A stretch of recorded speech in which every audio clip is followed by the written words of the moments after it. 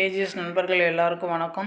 இன்றைக்கி நம்ம என்ன பார்க்க போகிறோம்னு பார்த்தீங்கன்னா 11th சிறப்பு தமிழில் ஏல் 4 இலக்கணவியல் அதில் இருக்க கொஷின்ஸை பார்க்க போகிறோம். இதுக்கு முன்னாடி பார்த்தீங்கன்னா ஏல் வைஸ் வீடியோஸ் கொடுத்துருக்கோம். ஏல் 1 ஏல் 2 ஏல் 3 இந்த வீடியோஸ் யாராச்சும் பார்க்காம இருந்தீங்கன்னா நம்ம சேனல் ப்ளேலிஸ்ட்டில் போய்ட்டு 11th சிறப்பு தமிழ் அப்படின்னு சொல்லிட்டு ஒரு ப்ளேலிஸ்ட் இருக்கும். அதில் பார்த்தீங்கன்னா நம்ம அப்டேட் பண்ணுற வீடியோஸ்லாம் இருக்கும், நீங்கள் பார்த்துக்கலாம். அது மட்டும் இல்லாமல் நம்ம 12th சிறப்பு தமிழ் பார்த்தீங்கன்னா ஃபுல்லாக கம்ப்ளீட் பண்ணி கொடுத்தாச்சு.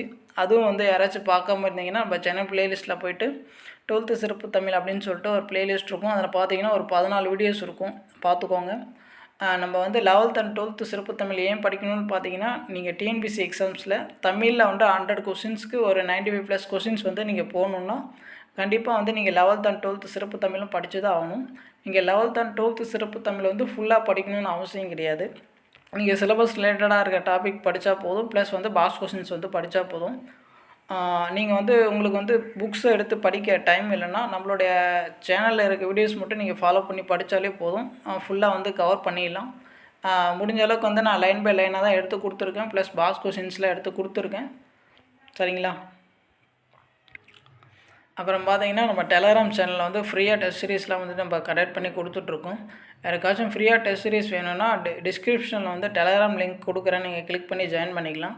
அது மட்டும் இல்லாமல் டிஎன்பிஎஸ்சி எக்ஸாம்ஸ்க்கு தேவையான ஸ்டடி மெட்டீரியல் எல்லாமே ஹேண்ட் ரிட்டனாக கொடுத்துருக்கேன்.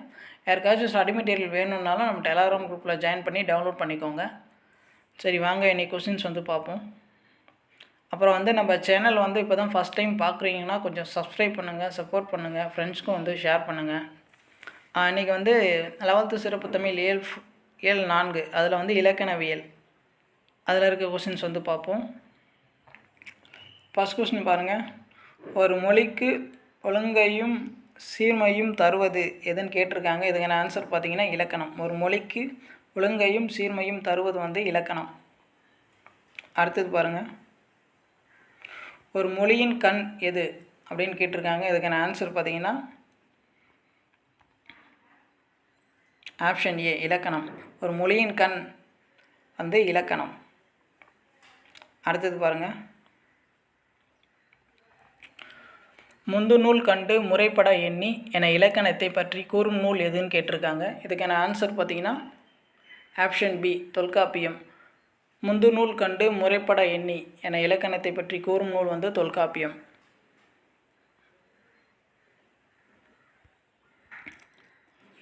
வழக்கும் செய்யலும் ஆயிர முதலின் எழுத்தும் சொல்லும் பொருளும் நாடி டேஸ் தொகுக்க பெற்றது அப்படின்னு கேட்டிருக்காங்க. இதுக்கான ஆன்சர் பார்த்தீங்கன்னா ஆப்ஷன் ஏ தொல்காப்பியம். அடுத்த கொஸ்டின் பாருங்கள். தமிழில் இலக்கண நூல்கள் எந்த வடிவத்தை கொண்டுள்ளது அப்படின்னு கேட்டிருக்காங்க. தமிழின் இலக்கண நூல்கள் எந்த வடிவத்தை கொண்டுள்ளது அப்படின்னு கேட்டிருக்காங்க. இதுக்கான ஆன்சர் பாருங்கள் option C A and B செய்யுள் வடிவம், உரைநடை வடிவம். தமிழ் இலக்கண நூல்கள் பார்த்தீங்கன்னா செய்யுள் வடிவிலும் இருக்குது, உரைநடை வடிவிலும் இருக்குது. அடுத்த கொஸ்டின் பாருங்கள். தொல்காப்பியம் எந்த வடிவில் எழுதப்பட்டுள்ளதுன்னு கேட்குறாங்க. இப்போ பார்த்தோம் இல்லையா, இலக்கணம் உரைநடை வடிவிலும் இருக்குது, செய்யுள் வடிவிலும் இருக்குன்னு பார்த்தோம் இல்லையா. அதில் தொல்காப்பியம் எந்த வடிவில் எழுதப்பட்டிருக்கு அப்படின்னு கேட்டிருக்காங்க. அதுக்கான ஆன்சர் பார்த்தீங்கன்னா ஆப்ஷன் பி செய்யுள் வடிவம். அடுத்தது பாருங்கள். தொல்காப்பிய எழுத்து, சொல் ஆகிய அதிகாரங்களை அடிப்படையாக கொண்டு எழுதப்பட்ட இலக்கண நூல் எதுன்னு கேட்டிருக்காங்க. இதுக்கான ஆன்சர் பார்த்தீங்கன்னா option C A and B நன்னூலும் நேமிநாதம். இந்த 2 நூல்களும் தான். தொல்காப்பிய எழுத்து, சொல் ஆகிய அதிகாரங்களை அடிப்படையாக கொண்டு எழுதப்பட்ட இலக்கண நூல்கள் நன்னூலும் நேமிநாதமும். அடுத்தது பாருங்கள்.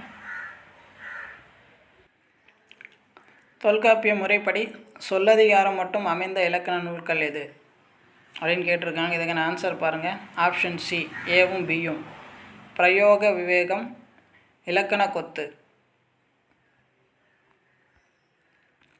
அப்புறம் பாருங்கள். பொருள் அதிகாரத்திலே அகத்திணை சார்ந்த நூல்கள் எதுன்னு கொடுத்துருக்காங்க பாருங்கள். இறையானாராக பொருள், நம்பியக பொருள், களவியல் காரிகை, மாறன் அகப்பொருள். அடுத்தது பாருங்கள். புறத்திணையில் அமைந்த நூல்கள் பாருங்கள். புறப்பொருள் வெண்பாமாலை, பன்னிரு படலம். அடுத்தது பாருங்கள், செய்யுள் வடிவில் அமைந்த நூல்கள் பாருங்கள். ஏப்பருங்கலம், ஏப்பரும் கலக்காரிகை. அடுத்தது பாருங்கள், ஓமவியலில் அமைந்த நூல்கள் பாருங்கள். ஓமவியல்னால் அணில் அடிப்படையில் அமைந்த நூல்கள். தண்டி அலங்காரம், மாறன் அலங்காரம். அடுத்தது பாருங்கள், டேஷ் நூற்றாண்டுக்கு பின்னர் உரைநடை வடிவில் இலக்கண நூல்கள் எழுதப்பட்டன. டேஷ் நூற்றாண்டுக்கு பின்னர் உரைநடை வடிவில் இலக்கண நூல்கள் எழுதப்பட்டன அப்படின்னு கேட்டிருக்காங்க. இதுக்கான ஆன்சர் பார்த்தீங்கன்னா ஆப்ஷன் ஏ, 19ஆம் நூற்றாண்டு. அடுத்தது பாருங்கள், எல்லாருக்கும் தெரிஞ்சது தான். திராவிட மொழிகளின் ஒப்பிலக்கணம் என்னும் நூல் ஆசிரியர் வந்து யாருன்னு கேட்டிருக்காங்க. திராவிட மொழிகளின் ஒப்பிலக்கணம் என்னும் நூல் ஆசிரியர் வந்து ஆப்ஷன் பி, கால்டுவெல். அடுத்தது பாருங்கள், பழந்தமிழின் நாகரிகத்தையும் அவர் தம் வாழ்வியல் நடைமுறை பற்றி கூறும் தொல்காப்பிய அதிகாரம் எது அப்படின்னு கேட்டிருக்காங்க. இதுக்கான ஆன்சர் பார்த்தீங்கன்னா ஆப்ஷன் சி, பொருள் அதிகாரம். அடுத்தது பாருங்கள், தொல்காப்பியத்திற்கு உரை எழுதியவர் வந்து யாருன்னு கேட்டிருக்காங்க. இதுக்கான ஆன்சர் பார்த்தீங்கன்னா ஆப்ஷன் டி, அனைத்தும்.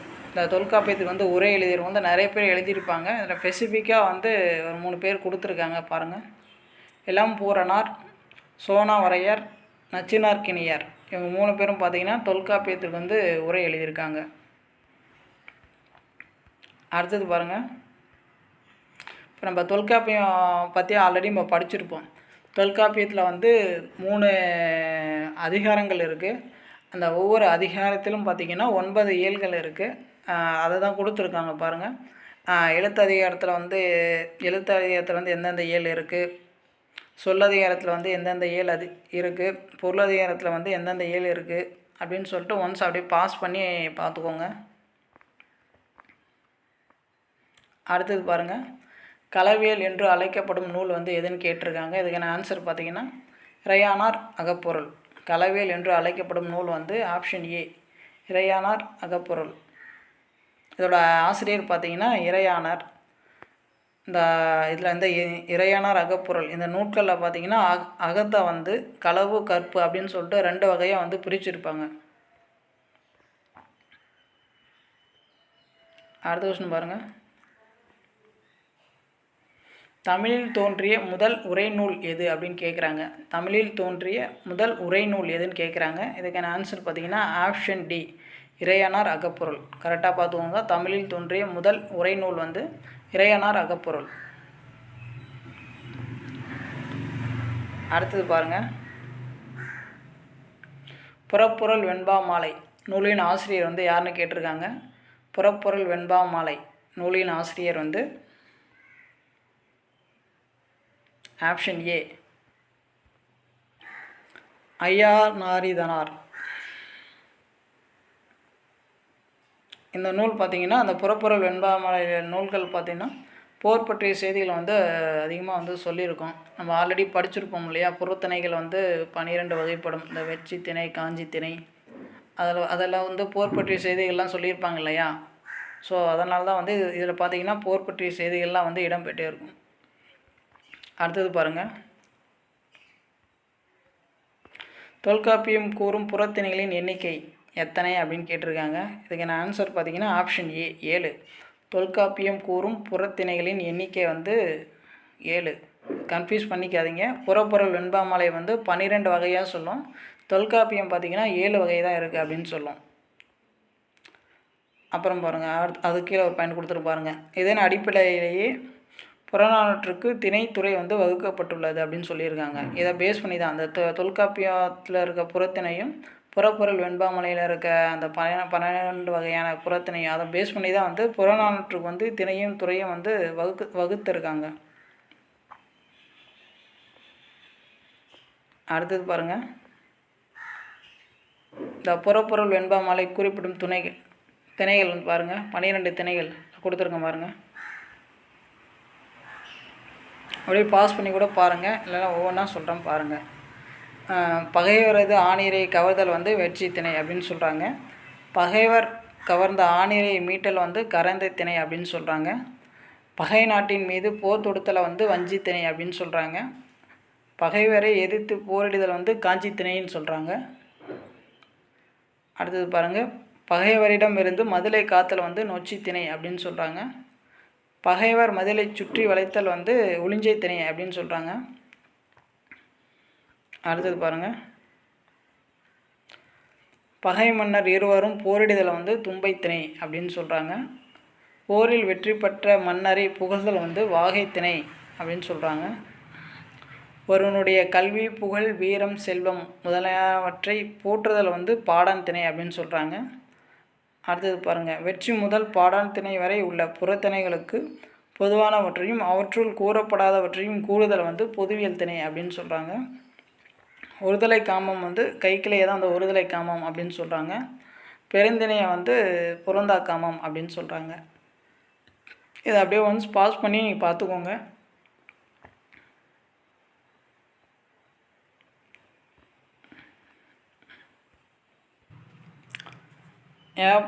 பருங்கலக்காரிகை பருங்கலம் என்ற நூல் ஆசிரியர் யாருன்னு கேட்டிருக்காங்க. இதுக்கு ஆன்சர் பார்த்திங்கன்னா ஆப்ஷன் ஏ, அமர்தசாகரர். இதில் பார்த்தீங்கன்னா பருங்கலக்காரிகை இருக்குங்க இல்லையா, அந்த நூலில் பார்த்தீங்கன்னா 3 இயல் இருக்கும். என்னென்ன இயல் இருக்குன்னு பாருங்கள். உறுப்பியல், செய்யுளியல், ஒலிப்பியல், இந்த 3 இயலும் பார்த்திங்கன்னா அதில் இருக்கும். இதில் வந்து பார்த்திங்கன்னா காரிகை என்பதன் பொருள் என்னன்னு கேட்டாங்கன்னா பெண். காரிகை என்பதன் பொருள் பார்த்திங்கன்னா பெண். காரிகை கற்று கவி பாடுவதென்னும் பேரிகை கொட்டி பிழைப்பது மேல் என்னும் கூற்று வந்து ரொம்ப புகழ் பெற்றது.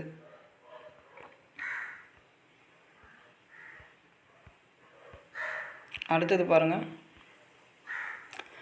பருங்கலம் என்னும் நூலுக்கு உரை எழுதியவர் வந்து யாருன்னு கேட்டிருக்காங்க. பருங்கலம் என்னும் நூலுக்கு உரை எழுதியவர் வந்து யாருன்னு கேட்டிருக்காங்க. இதுக்கான ஆன்சர் பார்த்திங்கன்னா ஆப்ஷன் ஏ, குணசாகரர். பருங்கலம் என்னும் நூலுக்கு உரை எழுதியவர் வந்து குணசாகரர், ஆப்ஷன் ஏ. அடுத்தது பாருங்கள், தொல்காப்பியத்திற்கு பின் 5 இலக்கண அமைப்பில் அமைந்த நூல் எது அப்படின்னு கேட்டிருக்காங்க. அதுக்கான ஆன்சர் பார்த்திங்கன்னா ஆப்ஷன் சி, வீரசோழியம். மேக்ஸிமம் பார்த்திங்கன்னா இப்போ இலக்கண நூல்களில் வந்து அதிகமாக பேசப்படுறது என்னென்னு பார்த்திங்கன்னா தொல்காப்பியம், நன்னூலும் தான் பேசுவாங்க. அதனால் வந்து இந்த கொஷின்ஸில் வந்து நீங்கள் கன்ஃபியூஸ் பண்ணிக்காதீங்க. தொல்காப்பியத்திற்கு பின் 5 இலக்கண அமைப்பில் அமைந்த நூல் எதுன்னு கேட்டாங்கன்னா வீரசோழியம். நன்னூல் வந்து சூஸ் பண்ணக்கூடாது, கரெக்டாக பார்த்துக்கோங்க. இந்த நூல் பார்த்திங்கன்னா வீரசோழியம் பார்த்திங்கன்னா 5 அதிகாரம் கொண்டு இருக்கும், ப்ளஸ் வந்து 10 படலம் வந்து இருக்கும். இந்த வீரசோழியம் பார்த்திங்கன்னா வடமொழி இலக்கணத்தை பற்றியும் சொல்லும், தமிழ்மொழி இலக்கணத்தை பற்றியும் சொல்லும். அடுத்த கொஸ்டின் பாருங்கள், வீரசோழியம் என்ற நூலின் ஆசிரியர் வந்து யாருன்னு கேட்டிருக்காங்க. வீரசோழியம் என்ற நூலின் ஆசிரியர் வந்து யாருன்னு கேட்டிருக்காங்க. இதுக்கான ஆன்சர் பார்த்திங்கன்னா ஆப்ஷன் ஏ, புத்தமித்ரர். வீரசோழியம் என்ற நூலின் ஆசிரியர் வந்து புத்தமித்ரர். அடுத்தது பாருங்கள், தமிழில் அணி இலக்கணம் கூறும் நூல்குள் முதல் நூல் வந்து எதுன்னு கேட்குறாங்க. இதுக்கான ஆன்சர் பார்த்திங்கன்னா ஆப்ஷன் ஏ, தண்டி அலங்காரம். கரெக்டாக பார்த்துக்கோங்க. தமிழில் அணி இலக்கணம் கூறும் நூல்களுள் முதல் நூல் வந்து தண்டி அலங்காரம். இந்த தண்டி அலங்காரம் பார்த்திங்கன்னா தண்டி என்பவரால் காவிய தர்சனம் என்னும் வடமொழி நூலை தழுவி எழுதப்பட்ட நூல். இந்த தண்டி அலங்கார நூலோட ஆசிரியர் வந்து தண்டி. அவர் பார்த்திங்கன்னா காவிய தர்சனம் என்னும் வடமொழி நூலை தழுவி தான் வந்து இந்த நூலை வந்து எழுதியிருக்காரு. கரெக்டாக பார்த்துக்கோங்க. இந்த தண்டி அலங்காரத்தில் பார்த்திங்கன்னா 3 இயல் இருக்குது. என்னென்ன இயல்னு பாருங்கள். பொதுவணியியல், பொருளணியியல், சொல்லணியியல் இருக்குது. ப்ளஸ் வந்து 125 நூற்பாக்கள் வந்து இருக்குது. பாருங்கள், அந்த தண்டி அலங்காரத்தில் பொருள் அணியியல் அதில் பார்த்திங்கன்னா 35 வகையான அணி இலக்கணம் பற்றி சொல்லியிருக்காங்க. கரெக்டாக பார்த்துக்கோங்க, அந்த டேட்டாஸ்லாம் இம்பார்ட்டன்ட்டு. இந்த பொருள் அணியியலில் பார்த்திங்கன்னா 35 வகையான அணி இலக்கணம் பற்றி சொல்லியிருக்காங்க. அடுத்தது பாருங்கள், தொல்காப்பிய எழுத்து இலக்கணத்தையும் சொல் இலக்கணத்தையும் சுருக்கமாக கூறும் நூல் வந்து எதுன்னு கேட்டிருக்காங்க. இதுக்கான ஆன்சர் பார்த்திங்கன்னா ஆப்ஷன் ஏ, நேமிநாதம்.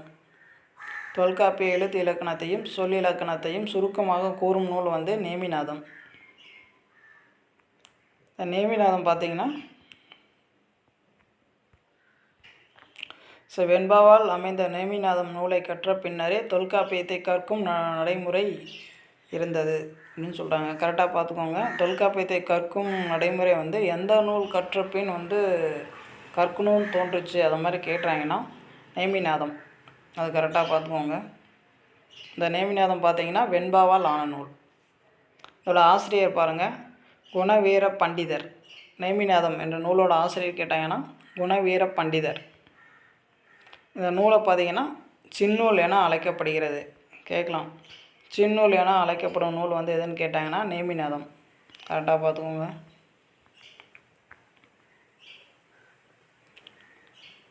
அப்புறமா பாருங்கள், இந்த நூலோட ஆசிரியர் குணவீர பண்டிதர். அவர் வந்து வேறு என்ன நூல் இயற்றியிருக்காருன்னு பாருங்கள், வெண்பா பாட்டியல். அந்த நூலையும் இயற்றியிருக்காரு. இந்த வெண்பா பாட்டியலுக்கு வேறொரு பேர் இருக்குது பாருங்கள், மச்சநத்தி மாலை. மச்சநத்தி மாலை. கரெக்டாக பார்த்துக்கோங்க. அடுத்தது பாருங்கள், தொல்காப்பியத்திற்கு அடுத்தபடியாக பயன்பாட்டில் இருக்கும் இலக்கண நூல் எதுன்னு கேட்டிருக்காங்க. இதுக்கான ஆன்சர் பார்த்திங்கன்னா ஆப்ஷன் ஏ, நன்னூல். தொல்காப்பியத்திற்கு அடுத்தபடியாக பயன்பாட்டில் இருக்கும் இலக்கண நூல் வந்து நன்னூல். தொல்காப்பிய நூல் பார்த்திங்கன்னா தெளிவாகவும் எளிமையாகவும் வந்து சொல்லும். நன்னூல் பார்த்திங்கன்னா செறிவுமிக்க கருத்துக்களையும் சுருக்கமாக வந்து சொல்லும்.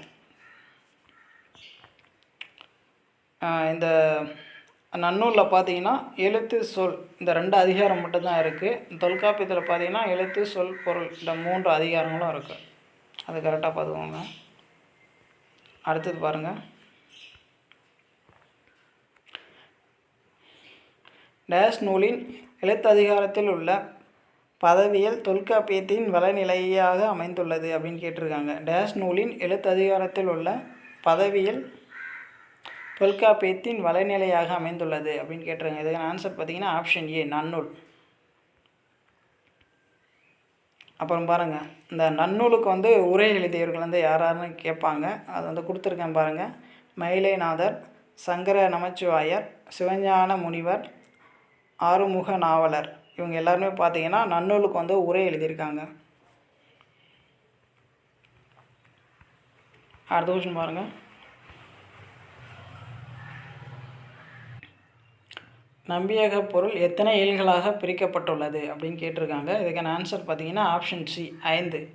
நம்பியக பொருள் எத்தனை இயல்களாக பிரிக்கப்பட்டுள்ளதுன்னா 5 இயல்களாக பிரிக்கப்பட்டுள்ளது. அந்த 5 இயல்களும் கொடுத்துருக்கேன் பாருங்கள். அந்த 5 இயல் கொடுத்துருக்கேன் பாருங்கள், அகைத்திணை இயல், களவியல், வரைவியல், கற்பியல், ஒலிப்பியல். பார்த்துக்கோங்க. இதோட நம்பியக பொருள் இந்த நூலோட ஆசிரியர் பார்த்திங்கன்னா நம்பி. அடுத்த பாயிண்ட் கொடுத்துருக்கேன் பாருங்கள், அக இலக்கிய நூல்களுக்கு இதன் அடிப்படையிலேயே துறை வகுக்கப்பட்டுள்ளது. கரெக்டாக பார்த்துக்கோங்க. அக இலக்கிய நூல்களுக்கு வந்து எந்த நூல் பேஸ் பண்ணி வந்து துறை வந்து வகுத்துருக்காங்க அப்படின்னு கேட்கலாம். அதுக்கான ஆன்சர் வந்து நம்பியக பொருள். கரெக்டாக பார்த்துக்கோங்க.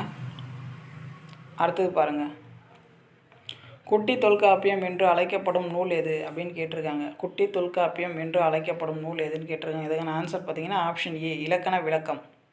குட்டி தொல்காப்பியம் என்று அழைக்கப்படும் நூல் வந்து இலக்கண விளக்கம், ஆப்ஷன் ஏ.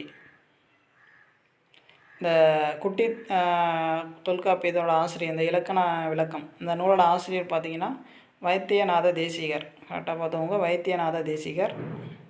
இதில் பார்த்திங்கன்னா எழுத்து சொல் பொருள் 3 அதிகாரங்களும் இருக்குது. 5 இலக்கணத்தை பற்றியும் சொல்லுது. அடுத்த விஷயம் பாருங்கள், தொன்னூல் விளக்கம் என்ற நூல் ஆசிரியர் வந்து யாருன்னு கேட்டிருக்காங்க. தொன்னூல் விளக்கம் என்ற நூல் ஆசிரியர் வந்து வீரமா முனிவர். எல்லாருக்கும் தெரிஞ்சது தான்.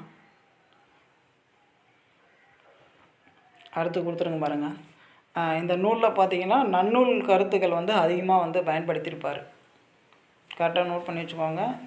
இப்போ தொன்னூல் விளக்க நூலில் வந்து வீரமா முனிவர் வந்து எந்த நூலுடைய கருத்துக்களை வந்து அதிகமாக வந்து பயன்படுத்தியிருப்பார் அது மாதிரி கேட்கலாம். நன்னூல், அது கரெக்டாக பார்த்துக்கோங்க.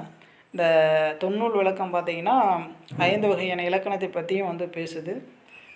அப்புறம் பார்த்திங்கன்னா ஜென்ரலாக வந்து பாருங்கள், வீரமாமுனிவர் வந்து எந்த நாட்டை சேர்ந்தவர்னா இத்தாலி நாட்டை சேர்ந்தவர். அடுத்தது பாருங்கள், சரியான கூற்று எது அப்படின்னு கேட்டிருக்காங்க.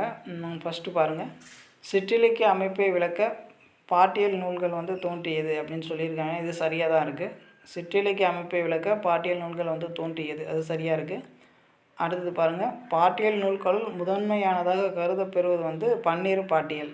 இதுவும் வந்து சரியாக தான் இருக்குது. கரெக்டாக பார்த்துக்கோங்க. பாட்டியல் நூல்களுள் முதன்மையாக கருதப்படும் நூல் எதுன்னு கேட்டாங்கன்னா பன்னிரு பாட்டியல். இந்த பன்னிரு பாட்டியல் பார்த்திங்கன்னா எழுத்தியல், சொல்லியல், இனவியல் என 3 இயலாக வந்து அமைஞ்சிருக்கு அப்படின்னு சொல்லியிருக்காங்க. 3வது பாயிண்ட்டும் கரெக்டாக தான் இருக்குது. இதுக்கான ஆன்சர் பார்த்திங்கன்னா அனைத்தும் சரி. அடுத்தது பாருங்கள்,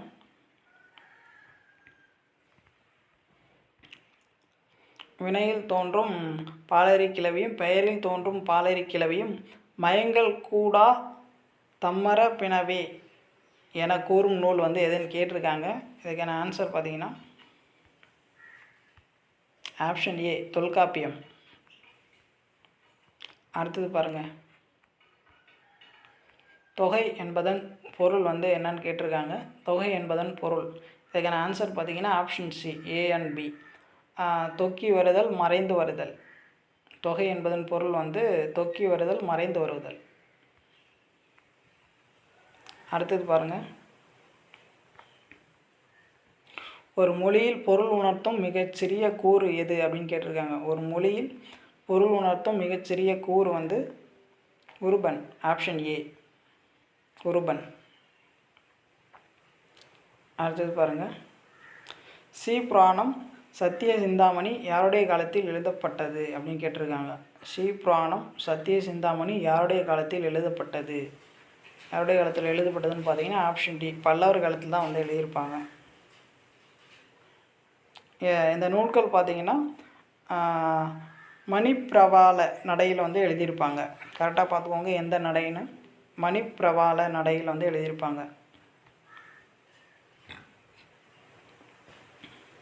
அடுத்து வந்து ஒரு இது கொடுத்துருங்க பாருங்கள், பழம்பால். இந்த பழம்பால் பார்த்திங்கன்னா பண்பு தொகையும் வரும், உண்மை தொகையும் வரும். இந்த பழம்பால் சேர்த்து எழுதுனா வந்து பண்பு தொகையில் வரும்.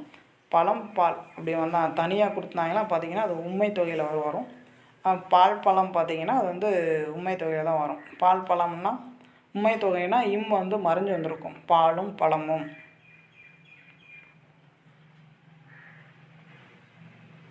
அடுத்தது பாருங்கள், குவலாயம் என்பதன் பொருள் என்னன்னு கேட்டிருக்காங்க. குவலாயம் என்பதன் பொருள் வந்து என்னன்னு கேட்டிருக்காங்க. இதுக்கான ஆன்சர் பார்த்திங்கன்னா ஆப்ஷன் ஏ, உலகம். குவலாயம் என்பதன் பொருள் வந்து உலகம். அடுத்தது பாருங்கள், தமிழில் சொல்லுக்கு சொல் பொருள் விளக்கம் செய்யும் முறை டேஸ் காலத்திலேயே தொடங்கிவிட்டது அப்படின்னு கேட்டிருக்காங்க. தமிழில் சொல்லுக்கு சொல் பொருள் விளக்கம் செய்யும் முறை டேஸ் காலத்திலேயே தொடங்கிவிட்டதுன்னா தொல்காப்பியர் காலத்திலே வந்து தொடங்கிருச்சு. அதுதான் வந்து தொல்காப்பியர் வந்து சொல்லியிருப்பார். எப்படி சொல்லியிருப்பார்னா தொல்காப்பியத்தில் வந்து எல்லா சொல்லும் பொருள் குறித்தனவே, எல்லா சொல்லுக்கும் வந்து பொருள் இருக்குது அப்படின்னு சொல்லியிருப்பார். இதை பற்றி எதில் சொல்லியிருப்பான்னு பார்த்தீங்கன்னா உரியியல், அந்த இயலில் வந்து சொல்லியிருப்பார். அடுத்த கொஸ்டின் பாருங்கள், செழுமை வளனும் கொழுப்பும் ஆகும் என்ற நூற்பா இடம்பெற்ற நூல் எதுன்னு கேட்டிருக்காங்க. செழுமை வளனும் கொழுப்பும் ஆகும் என்ற நூற்பா இடம்பெற்ற நூல் வந்து எதுன்னு கேட்டிருக்காங்க. இதுக்கான ஆன்சர் பார்த்தீங்கன்னா தொல்காப்பியத்தில் தான் இருக்கும். இதை சொன்னதை வந்து தொல்காப்பியர் தான் வந்து சொல்லியிருப்பார். அடுத்தது பாருங்கள்,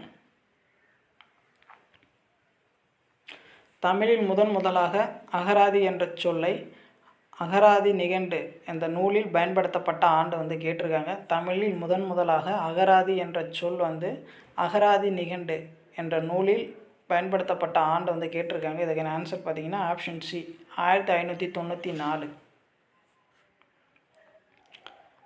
இந்த அகராதி நிகண்டு இந்த நூலோட ஆசிரியர் யாருன்னு பார்த்தீங்கன்னா ரேவண சித்தர். நோட் பண்ணி வச்சுக்கோங்க. இவர் பார்த்தீங்கன்னா சிதம்பரத்தில் வந்து வாழ்ந்தவர். இதில் வந்து நிகண்டு என்பது எந்த மொழி சொல்லுன்னு கேட்கலாம். நிகண்டு என்பது பார்த்திங்கன்னா வடமொழி சொல். அடுத்தது பாருங்கள், விலங்குகளின் இளமை பெயரை பற்றி கூறும் நூல் வந்து எதுன்னு கேட்டிருக்காங்க. விலங்குகளின் இளமை பெயரை பற்றி கூறும் நூல் வந்து எதுன்னு கேட்டிருக்காங்க. இதுக்கான ஆன்சர் பார்த்திங்கன்னா ஆப்ஷன் பி, சூடாமணி நிகண்டு. ஆல்ரெடி நம்ம முன்னாடியே படிச்சிருப்போம். விலங்குகளோட இளமை பெயர்லாம் அதுக்கு முன்னாடி நம்ம படிச்சிருப்போம். அந்த இளமை பெயரை பற்றி சொல்கிற நூல் வந்து எதுன்னு கேட்டிருக்காங்க. சூடாமணி நிகண்டு. கரெக்டாக பார்த்துக்கோங்க. அடுத்தது பாருங்கள். சதுரகராதியை வீரமாமுனிவர் வந்து தொகுத்த ஆண்டு வந்து கேட்டிருக்காங்க. சதுரகராதியை வீரமாமுனிவர் வந்து தொகுத்த ஆண்டு கேட்டிருக்காங்க. இதுக்கான ஆன்சர் பார்த்திங்கன்னா ஆப்ஷன் சி, 1732. நமக்கு ஆல்ரெடி தெரியும். முதல் தமிழில் தோன்றிய வந்து முதல் அகராதி பார்த்திங்கன்னா சதுர அகராதி தான். அதை வந்து தொகுத்தவர் வந்து வீரமாமுனிவர். எந்த ஆண்டுன்னு பார்த்துங்க, 1732. இந்த சதுர அகராதியில் பார்த்திங்கன்னா இந்த சதுர் என்பதன் பொருள் என்னன்னு கேட்டாங்கன்னா 4. நோட் பண்ணி வச்சுக்கோங்க. சதுர அகராதியில் வந்து இந்த சதுர் என்பதன் பொருள் பார்த்திங்கன்னா 4. அந்த 4 பொருள் வந்து என்னென்னு கொடுத்துருக்கேன் பாருங்கள். இந்த ஆர்டரை வந்து கரெக்டாக பார்த்துக்கோங்க. பெயர், பொருள், தொகை, தொடை, இந்த அடிப்படையில் தான் வந்து அவர் வந்து பொருட்கள் வந்து சொல்லியிருப்பார். கரெக்டாக இந்த ஆர்டர் கரெக்டாக பார்த்துக்கோங்க. பெயர், பொருள், தொகை, தொடை, இந்த ஆர்டரில் தான் வந்து அவர் சொல்லியிருப்பார். கரெக்டாக பார்த்துக்கோங்க. அடுத்த கொஸ்டின் பாருங்கள். தமிழ் பேரகராதி, தமிழ் லெக்சிகன் எந்த பல்கலைக்கழகம் வெளியிட்டது அப்படின்னு கேட்டிருக்காங்க. தமிழ் பேரகராதி, தமிழ் லெக்சிகன் எந்த பல்கலைக்கழகம் வெளியிட்டது அப்படின்னு கேட்டிருக்காங்க. இதுக்கான ஆன்சர் பார்த்திங்கன்னா ஆப்ஷன் ஏ, சென்னை பல்கலைக்கழகம்.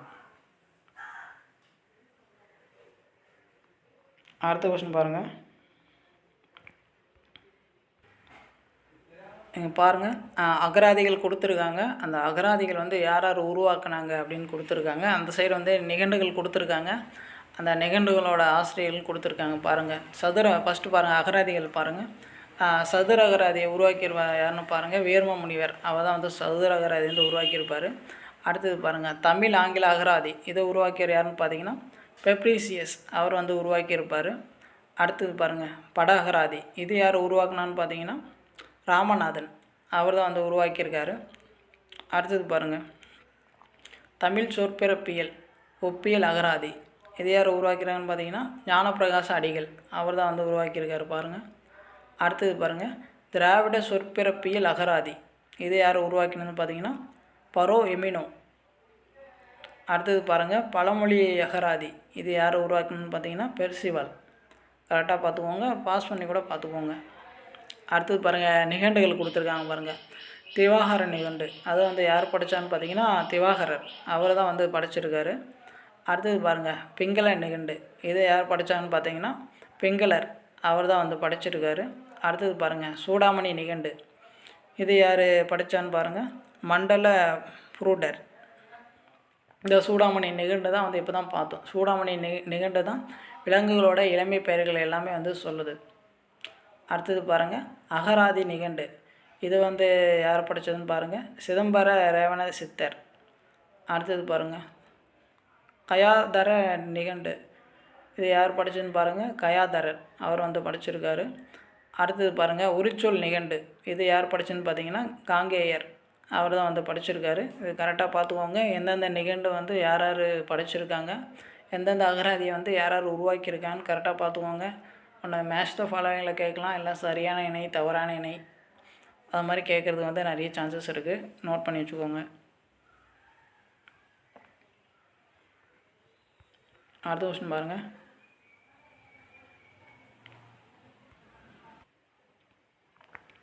பிறமொழி சாத்திரங்களை தமிழ் மொழியில் பெயர்த்தல் வேண்டும் என்று கூறியவர் வந்து யாருன்னு கேட்டிருக்காங்க. இதுக்கான ஆன்சர் பார்த்தீங்கன்னா பாரதியார்.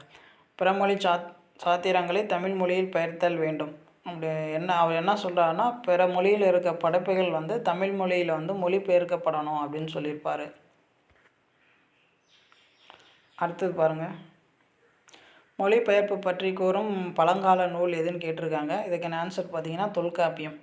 மொழிபெயர்ப்பு பற்றி கூறும் பழங்கால நூல் வந்து தொல்காப்பியம். அடுத்தது பாருங்கள், மரபு தெரியாது கோழி தன் குட்டிகளை காப்பது போல் என்று தம் சொற்பொழிவில் கூறியவர் வந்து யாருன்னு கேட்டிருக்காங்க. இதுக்கான ஆன்சர் பார்த்தீங்கன்னா வீரமாமுனிவர். மரபு தெரியாமல் வந்து கோழி தன் குட்டிகளை காப்பது போல் என்று தம் சொற்பொழிவில் கூறியவர் வந்து வீரமாமுனிவர். அடுத்தது பாருங்கள், வடச்சொல் தமிழ் அகர வரிசை சுருக்கம் என்ற நூலின் ஆசிரியர் வந்து யாருன்னு கேட்டிருக்காங்க. இதுக்கான ஆன்சர் பார்த்தீங்கன்னா நீலாம்பிகை அம்மையார். வடச்சொல் தமிழ் அகர வரிசை சுருக்கம் என்ற நூலின் ஆசிரியர் வந்து நீலாம்பிகை அம்மையார். அடுத்தது பாருங்கள், மொழிபெயர்ப்பின் வகைகள் வந்து கொஞ்சம் கொடுத்துருக்காங்க பாருங்கள். என்னென்ன வகையான மொழிபெயர்ப்புகள் இருக்குன்னு அப்படி பாருங்கள். பத்திரிகை மொழிபெயர்ப்பு, விளம்பர மொழிபெயர்ப்பு, வானொலி மொழிபெயர்ப்பு, கணிப்பொறி மொழிபெயர்ப்பு, இலக்கிய மொழிபெயர்ப்பு, அறிவியல் மொழிபெயர்ப்பு. எல்லாமே பார்த்தீங்கன்னா மொழிபெயர்ப்போட வகைகள். அடுத்த கொஸ்டின் பாருங்கள், திருக்குறளை மத்திய செம்மொழி நிறுவனம் சார்பில் எத்தனை பேர் ஆங்கிலத்தில் சுருக்கமாக மொழிபெயர்த்து உள்ளனர் அப்படின்னு கேட்டிருக்காங்க. திருக்குறளை மத்திய செம்மொழி நிறுவனம் சார்பில் எத்தனை பேர் ஆங்கிலத்தில் சுருக்கமாக மொழிபெயர்த்துள்ளனர் அப்படின்னு கேட்டிருக்காங்க. இதுக்கான ஆன்சர் பார்த்தீங்கன்னா ஆப்ஷன் டி 18 பேர். கரெக்டாக பார்த்துக்கோங்க. அடுத்தது பாருங்கள், திருக்குறளை ஜெர்மானிய மொழியில் மொழிபெயர்த்தவர் வந்து யாருன்னு கேட்டிருக்காங்க.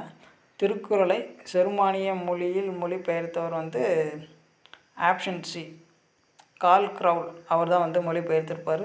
கரெக்டாக பார்த்துக்கோங்க. ஜி போப் வந்து ஆங்கிலத்தில் வந்து மொழிபெயர்த்திருப்பார்.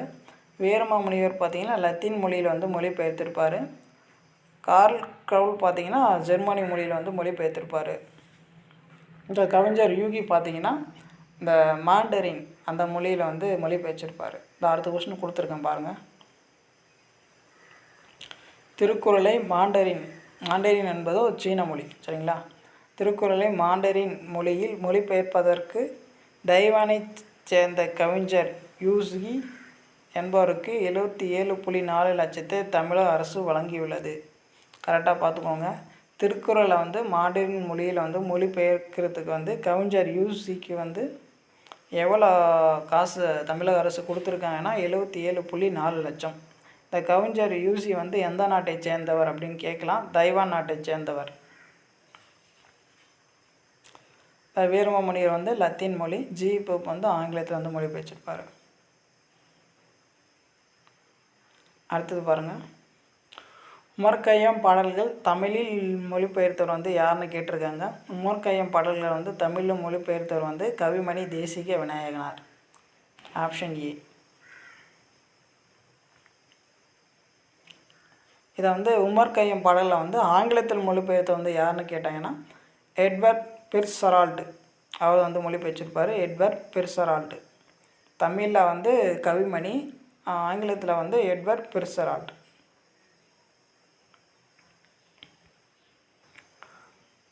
அடுத்த கொஸ்டின் பாருங்கள், ஒரு புளிய மரத்தின் கதை என்னும் நாவலை படைத்தவர் வந்து யாருன்னு கேட்டிருக்காங்க. ஒரு புளிய மரத்தின் கதை என்னும் நாவலை படைத்தவர் வந்து ஆப்ஷன் ஏ சுந்தர ராமசாமி. இதனை வந்து பிளாக் வெண்ட் ஒர்த் என்பவர் வந்து ஆங்கிலத்தில் வந்து மொழிபெயர்ப்பு செஞ்சுருக்காரு. கரெக்டாக பார்த்துக்கோங்க. பிளாக் வெண்ட் ஒர்த் அதுதான் வந்து அவருடைய நேமு, பிளாக் வெண்ட் ஒர்த். அவர் பார்த்திங்கன்னா ஒரு புளிய மரத்தின் கதை இந்த நாவலை பார்த்திங்கன்னா ஆங்கிலத்தில் வந்து மொழிபெயர்ப்பு செஞ்சுருக்காரு. அடுத்தது பாருங்கள்,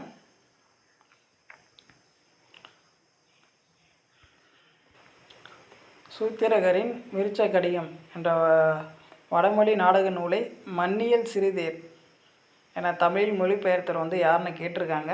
இதுக்கான ஆன்சர் பார்த்திங்கன்னா ஆப்ஷன் ஏ பண்டிதமணி மு கதிரேசனார். அவர் தான் வந்து மொழிபெயர்த்திருக்காரு. அடுத்த கொஸ்டின் பாருங்கள், பாரதிதாசன் கால் சாண்டர் பர்க் ஓர் ஒப்பாய்வு என்ற நூலை எழுதியவர். பாரதிதாசன் கால் சாண்டர் பர்க் ஓர் ஒப்பாய்வு என்ற நூலை எழுதியவர் வந்து ஆப்ஷன் சி சண்முக செல்வ கணபதி. அவர் தான் வந்து எழுதியிருக்காரு. கரெக்டாக பார்த்துக்கோங்க. அடுத்தது பாருங்கள், சரியான கூற்று எது அப்படின்னு கேட்டிருக்காங்க. ஃபஸ்ட்டு கூற்று பாருங்கள், தமிழ் ஹீரோயிக் பொயட்ரி என்ற ஆய்வு நூலை கைலாசபதி எழுதியுள்ளார். இது சரியாக தான் இருக்குது.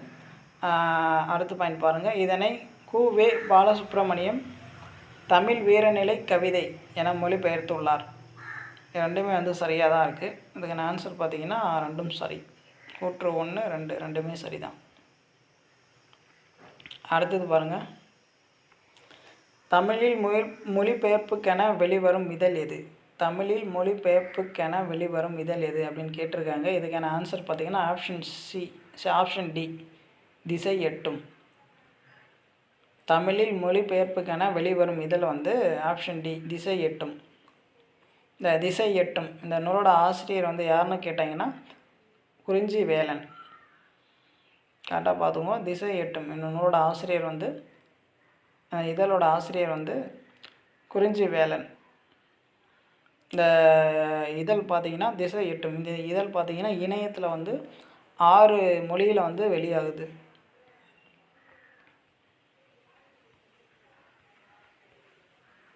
அவ்வளோதான். ஏல் 4ல் இருக்க கொஷின்ஸ் எல்லாமே பார்த்தாச்சு. உங்களுக்கு ஏதாச்சும் டவுட், ஏதாச்சும் ஃபீட்பேக் இருந்தால் கமெண்ட்ஸ் பண்ணுங்கள், நான் வந்து ரெஸ்பான்ஸ் பண்ணுறேன். அப்புறம் வந்து நம்ம சேனலை வந்து இப்போ தான் பார்க்குறீங்கன்னா கொஞ்சம் சப்ஸ்கிரைப் பண்ணுங்கள், சப்போர்ட் பண்ணுங்கள், ஃப்ரெண்ட்ஸ்க்கு வந்து ஷேர் பண்ணுங்கள்.